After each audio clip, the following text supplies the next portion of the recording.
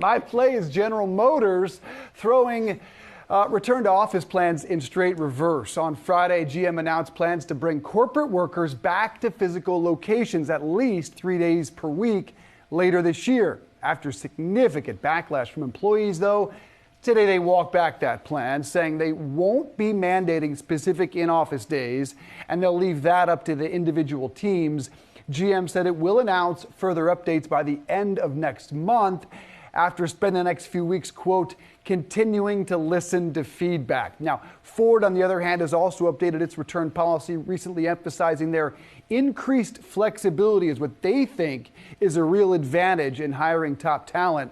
Shares of GM down more than 40% year to date, and down today just about 1%. We're down much bigger earlier on. Overall, part of a much bigger discussion on return to office plans. And clearly right now, Rachelle, it looks like a tight labor market is going to win out because all these companies get out there, they announce these plans, and then they slowly walk them back over backlash. And that looks to be the deal until a recession, if a recession hits. And then we might see everyone return to office. I mean, it's true, because we've seen the stick method where they try and force you to come back. We've tried the carrot method where they'll include all kinds of perks. They're like, oh, you want to play pickleball? You want to do this? But at the end of the day, though, from the surveys that I've seen from different work from home surveys, the main reason that people aren't coming back is because they have a lack of compelling reason to want to come back physically. If they're seeing that they're just as productive outside of the office, they're trying to find a reason to have to come back. And WFH research actually found that just 49% of employers who told them they had to return to the office full-time 5 days a week actually ended up turning up. So you can't really reprimand or fire people in a labor market this tight once you've really invested in them. So I don't think this is changing anytime soon until, as you mentioned, recession hits and the job losses become more severe and people really have to think twice about it. But at least for now, does seem to be in the employees' favor, Seana. I don't know. It could happen much sooner than we think. If we do start hitting some of those unemployment projections that the Fed has said, we certainly will see.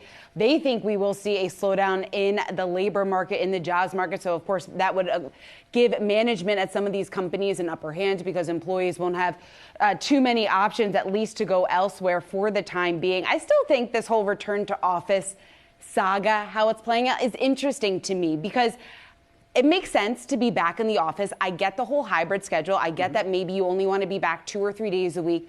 That makes a lot of sense. But being back in the office is much more productive, I think, team-wise, than everyone working from home, just in terms of the culture, building relationships, being able to have those one-off conversations, especially with your manager. That doesn't happen as often when you are working from home, at least when we were working from home from some time before we came back to the studio. So I think there is a reason. I do think these managers have a point here in trying to get their workers back to the office, David. Yeah, and also don't factor the sideline deals. And I'm not just talking about big deals that are made like at conferences, but what happens on the sideline, whether it's after work at getting a beer, makes a huge amount of difference. Unfortunately, we can't have a debate here. We all kind of agree. Rachelle, get back in office, all right? I know. Rachelle, you got to move up here to New York. Half the people say, no thanks. So what can you do?